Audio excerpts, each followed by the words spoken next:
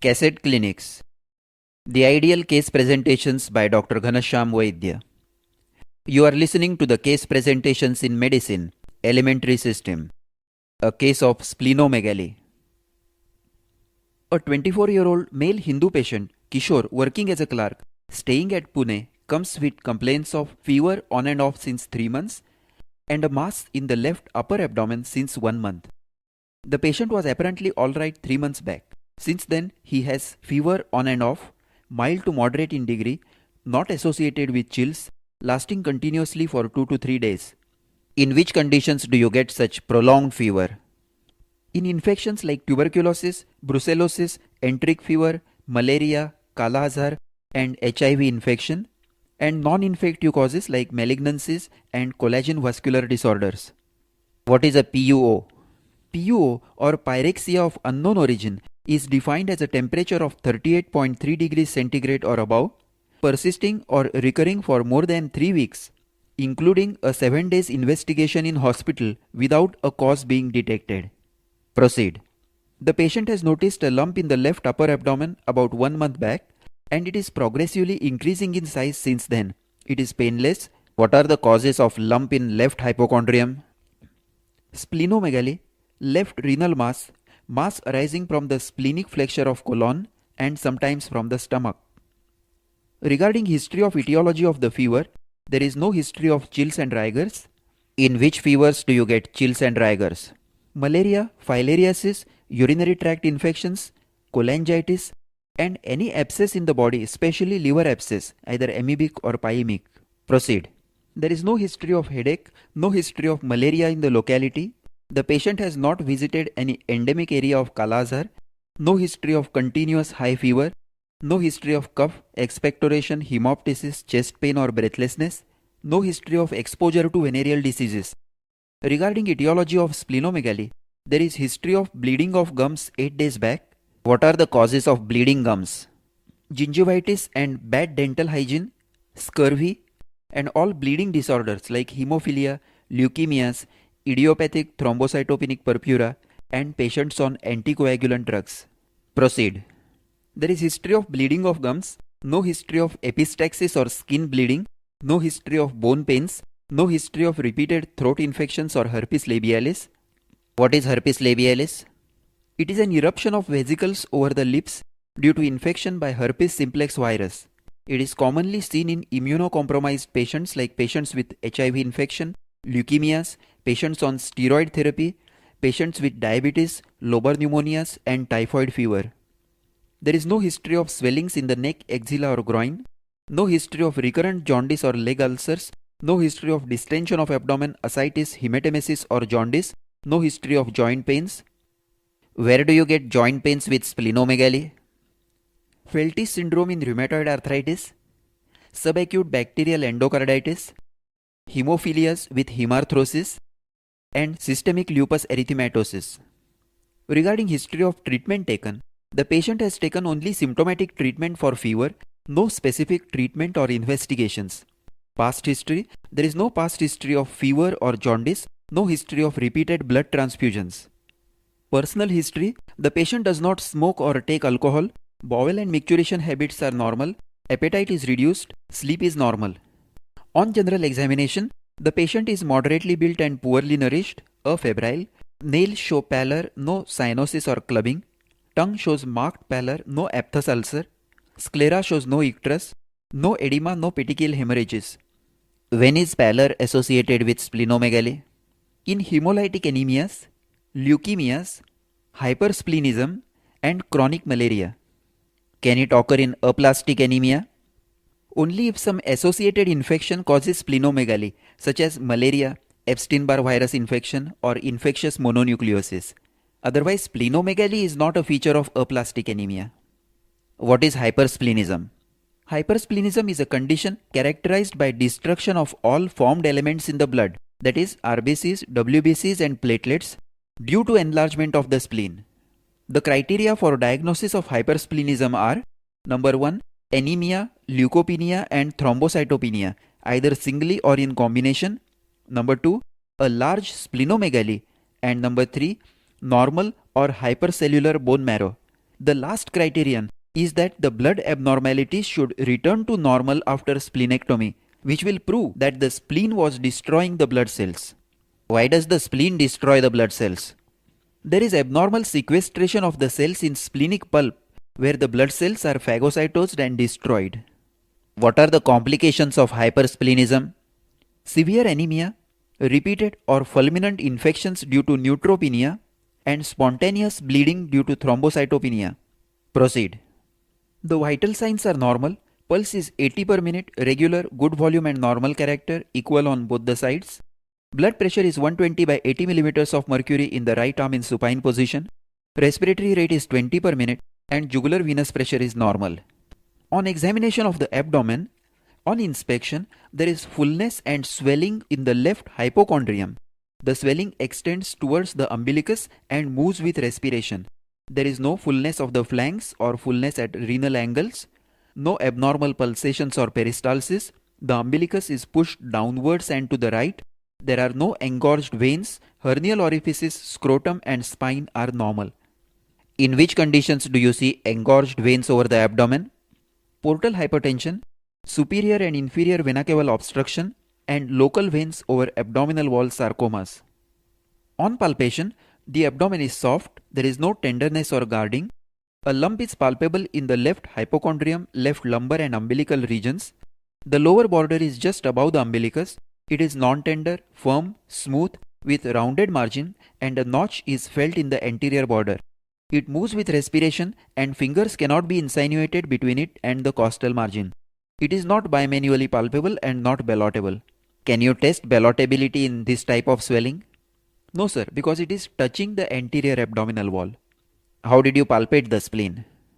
With the patient lying in supine position and legs semi-flexed, I palpated with a flat hand from the right iliac fossa towards the left costal margin till the sharp margin of the spleen was felt. Then I palpated the anterior border and could feel a notch. Then I noted the smooth surface and firm consistency of the spleen and then tried to insinuate fingers between the lump and the costal margin, which was not possible. What are the other methods of palpating for the spleen?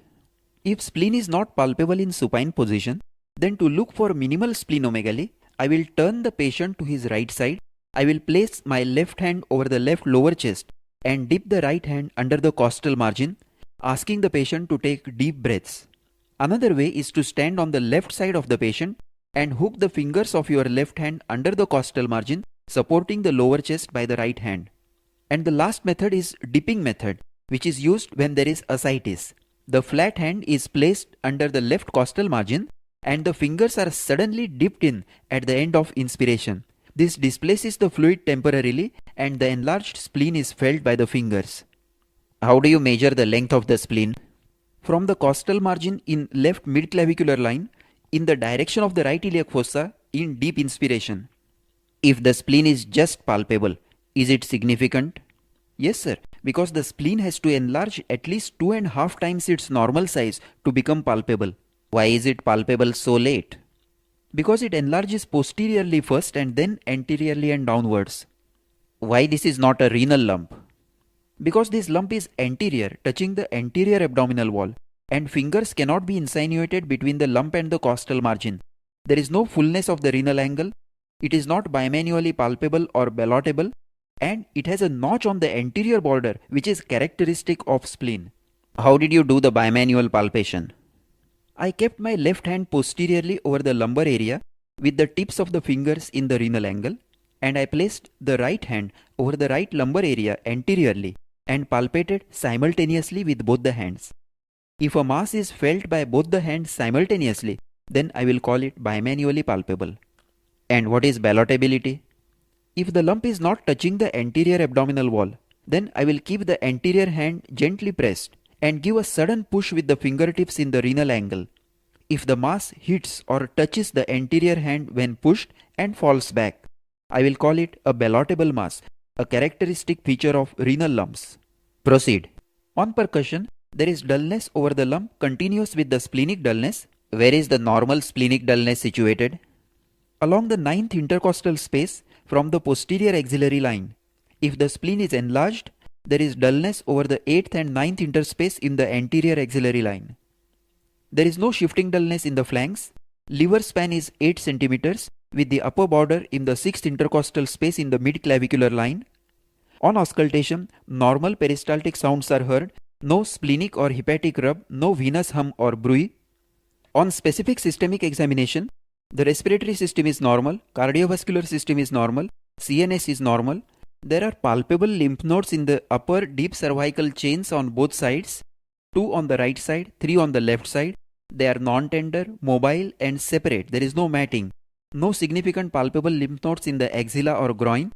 There is no petechial hemorrhage or ecchymosis under the skin. The gums show no bleeding. What is petechiae and what is purpura? Both are hemorrhagic lesions of the skin. If it is less than 2 millimeters, it is termed as petechiae, and if it is 2 to 5 millimeters, it is termed as purpura. If it is more than 5 millimeters in size, it is termed as ecchymosis. In which conditions is splenomegaly associated with petechiae? In infective endocarditis, leukemia, thrombocytopenic purpura, and systemic lupus erythematosus. Proceed. The gums show no bleeding. There is bony tenderness over the sternum. Where do you see sternal tenderness? Sternal tenderness is a feature of leukemia, where infiltration of the bone marrow and periosteum makes it tender. My diagnosis is moderate splenomegaly, probably due to leukemia. Why do you say it is leukemia? This is a middle-aged patient presenting with fever since 3 months, with history of bleeding gums. There is a large splenomegaly with cervical lymphadenopathy, and there is sternal tenderness. Why not lymphoma? Though lymphoma cannot be totally ruled out clinically, generally lymph node involvement is more prominent than splenomegaly in lymphomas, and secondly, sternal tenderness is not seen in lymphomas. Suppose it is a lymphoma, what stage is it?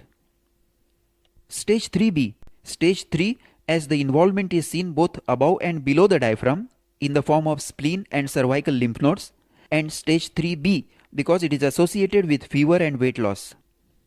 How will you confirm your diagnosis? Hemogram including WBC count and peripheral smear, bone marrow examination, X-ray of the chest for mediastinal mass, ultrasonography of the abdomen particularly for liver and para-aortic lymph nodes, and lymph node biopsy if the blood picture is normal. How do you label splenomegaly as mild, moderate or massive? Splenomegaly up to 5 cm is labeled as mild. Splenomegaly crossing the umbilicus is termed as massive, and spleen between 5 cm to the umbilical line is termed as moderate. What are the causes of massive splenomegaly? Chronic myeloid leukemia, malaria, Kala-Azar. It may also be seen in extrahepatic portal hypertension, myelofibrosis, myelosclerosis, and Gaucher's disease. What are the complications of a large spleen? Hypersplenism, rupture with internal hemorrhage, and dragging sensation or pain. What are the medical indications for splenectomy? Hypersplenism, hereditary spherocytosis, chronic idiopathic thrombocytopenic purpura, and splenectomy may also be indicated in selected cases of thalassemia major and autoimmune hemolytic anemias. Yes, what are the medical complications of splenectomy? Post-splenectomy overwhelming infections caused by capsulated organisms like pneumococci and meningococci. So these patients have to be given prophylactic vaccines. Where do you get moderate splenomegaly? Hodgkin's disease, lymphoma, leukemias, portal hypertension, hemolytic anemias, and malaria and Kala-Azar. And if the spleen is just palpable, what conditions would you think of?